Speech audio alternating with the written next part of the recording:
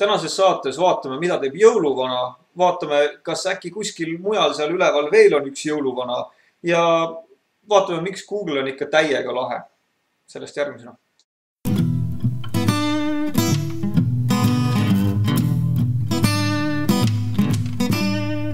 2. detsember on Tehnovaade 17 ja mina olen Marko. Ja mina olen Heigo ja nagu te meil selja tead näha võite, Tehnovaade on jõudnud päris aukartust äratavasse vanusesse juba. Me enne jõule saame õlutust juba. Enne jõule saame õlutust, just.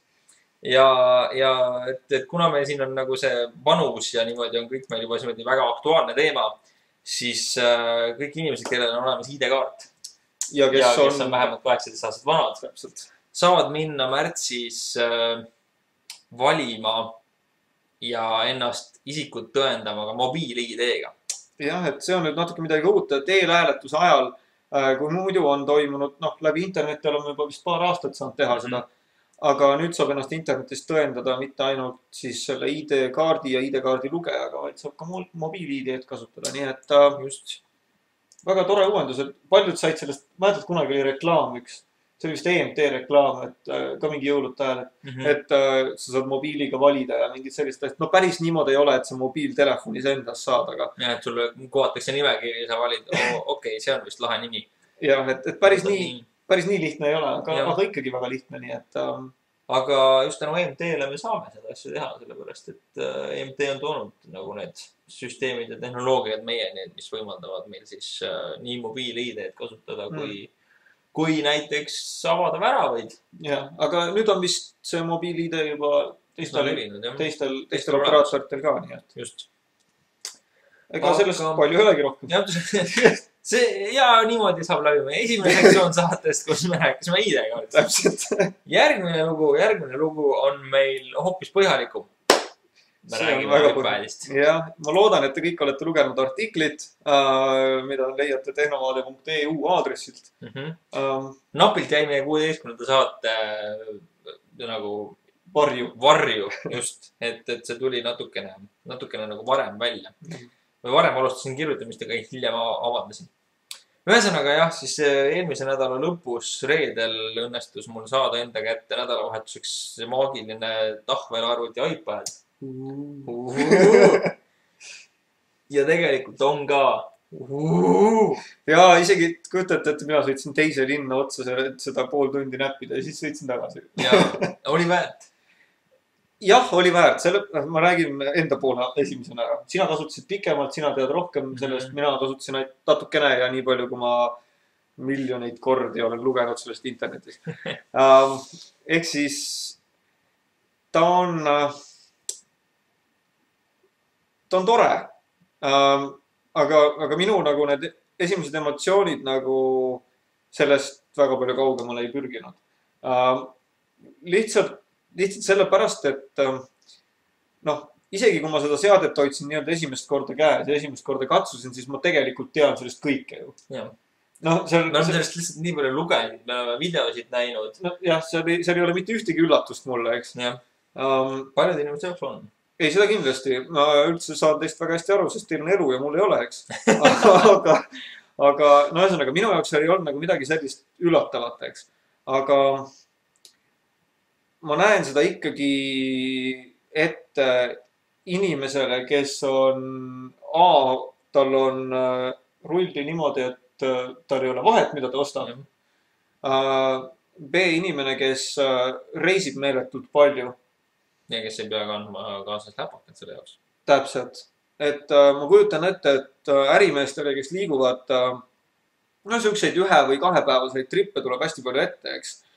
See nutitelefon on taskus juba, see on okei, aga seal on seda pikad e-mailid või asjad, neil on ikkagi natuke keeruline lugeda. Ja nende vastamine just. Et selle väikese ekraani peal on küll nagu SMS-i mugav kirjutada, aga nagu faile saata, suuri tekste juurde kirjutada, põhjendusi kirjutada, iPadi peal on tegelikult mugav. Jah, et nendel inimestel on ta igati, see võib olla siuke produktiivne tööriist, millega teha, nagu minul laptop, eks ma teen sellega kõike. Kui ma mõtlen selles seisukohalt, et miks mina peaks seda ostma, siis minul on põhiline argument, et ma saan palju paremini Angry Birdsi sihtida. sul on HD ekraani peal Angry Birds muidugi. Maksab 4 euri mängi, päris jaksad. Nojah, aga saad aru, minu jaoks on see ikkagi sihuke meelelahutuslik seade. Et ta see ei ole nagu, minule ta ei too mitte midagi nagu siukest, noh, mingisugust kohta ta ei täida. Lisaväärtust ei paku. Et mul on olemas läpakas, eks ju. Läpakas on ka suhteliselt kerge õhuke. Mul ei ole mitte mingit probleemi seda kaasas kanda. Et noh, ma ei tea, miks mina peaks seda ostma. Mulle veel ei ole ära põhjendatud. Ma arvan, et see peakski. Tegelikult, kui ma nüüd räägin, siis see seade on tohutult mugav. Ta on kerge, tal on väga hea suur ekraan. Tal on 3G sisse ehitatud. Selle mudel, mis minu käes oli, seal oli 3G sisse ehitatud. Nii et sul on põhimõtteliselt igal pool Eestis olemas kaart, kus sa asud. Ta oskab sind blokeerida, sa kaod sellega kuskile, no, miks sa peaksid sellega metsa minema, ma ei tea. Aga juhul, kui sa sellega metsa ära kaod, siis sa oskad sealt metsast välja tulla. Seal on GPS sisse ehitatud, see oskab 3G-d. Seal on viimane tarkvara uuendus 4.2.1, lisas sellele asjale multitegumtöö. Tegelikult on multitegumtöö. Sa ei saa kõiki asju kõik nagu niimoodi arvutiga teha, et sa ühele asjal ühe nagu salvestad. Olles kasutanud N900, siis mina ütlen seda juttu märkides. Jah, eks ta tegelikult nagu ole pseudo-versioon sellest. Aga iseenesest on selle multitegumtöö olemas. No. Seal peal on meeletult hea sirvida netti, vastata e-mailidele ja põhimõtteliselt vaadata ükskõik mida internetist. Kalendrid, Google Docsid, kõik asjad on olemas. Jah. Mõned asjad, mis me leidsime brauseri juures, Eigoga, Flash ei tööta, sellest teavad vist kõik juba, et iPhone'il ja nendel toodetel ei tööta.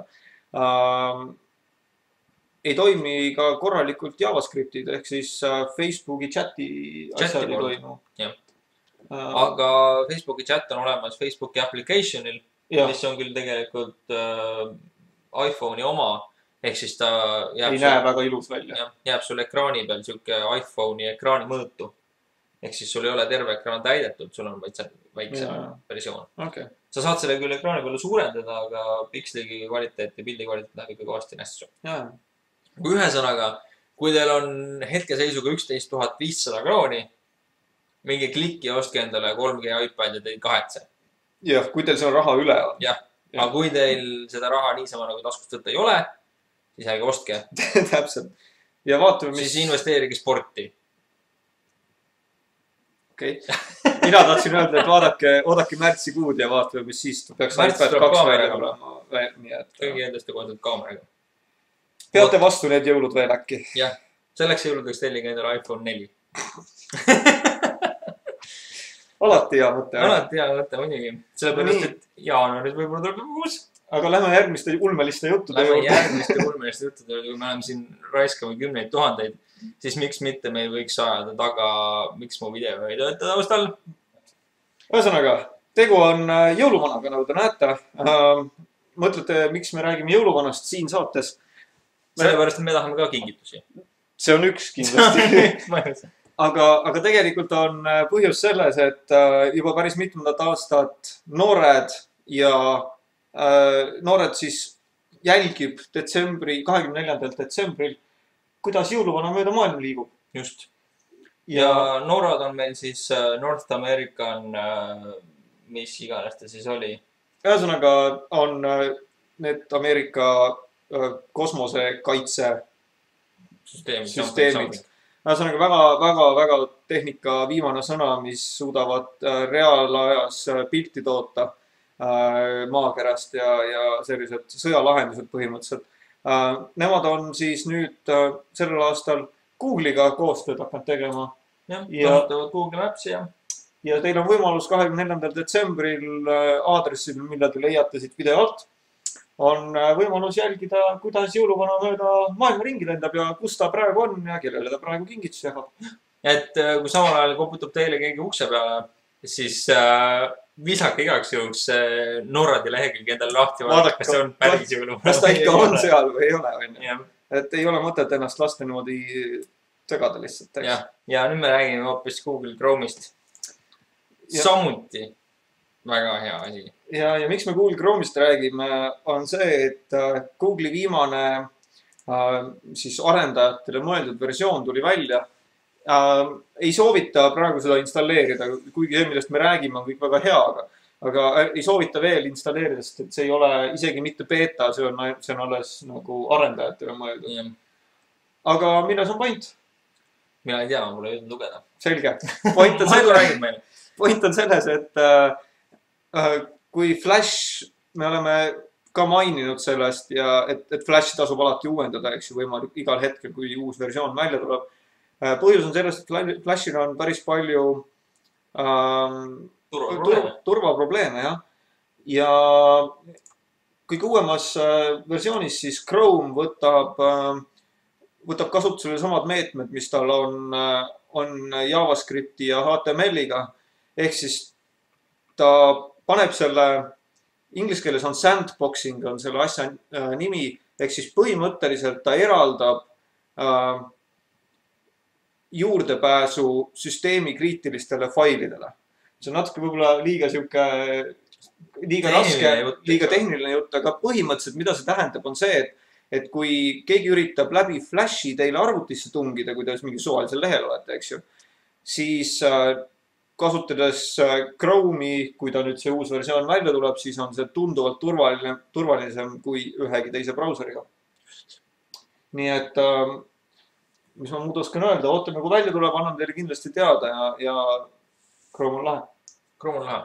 Ja TechCrunch avaldas ka vist ühe väga hea nagu meile sobiva sukse uurimise tulemuse. Täpselt nii. Lõpuks ometi on Chrome saavutanud TechCrunchi külastajate seast siis koha.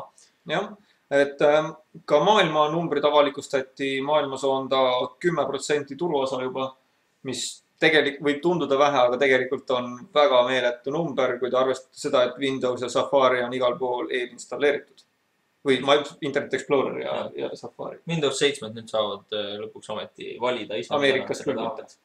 Ameerikas ei saa või? Ei, see on ainult Euroopa. Nii et we're lucky again. Me räägime ka NASAst. Jah, et miks mitte? Selles suhtes, et tehnoloogia ükskõik ju. Chrome'i logo on räägitud, jõuluvanast on räägitud. Google on räägitud. Räägiks siis iPadist ja räägime siis ka NASAst. See on siis see maaväline osa meie saatest. Jah, me oleme väga ootusärevad, et hetkel kellaaeg on 8:30 ja mis ta siis algab? Tunni aja pärast umbes. Algab NASA kodulehel ka ülekanne nende pressikonverentsist. See on siis nasa.gov ja kui te tahate sinna lihtsamalt sinna teleka osale jõuda, siis lihtsalt pange NASA TV, pange Google'i otsingusse. Kahjuks küll ainult meie live-vaatajatele, aga eks te teised leiate ka info pärast. Aga miks me selle üle nii... Sellepärast, et maaväline elu võib olla olemas. Täpselt. 44 minuti pärast saame teada, kas on või ei ole. NASA teemaks on maaväline elu ja neil on mingisugune asi öelda. Nii et kes on vähegi olete huvitatud väikestest rohelistest mehikestest või sellisest klaaskuplitest kõndivatest inimestest, siis siin on teie võimalus. Täpselt nii. Ma küll kardan, et te peate pettuma, aga vaadake ikka. Mine sa tea. Just täpselt, eks ole. Aga nende märkustega vist siis hakkame lõpetama. Jah, ma tõmbame otsad kokku. Jah, aga räägi, kust meid leida võib. Meid võib leida YouTube'ist.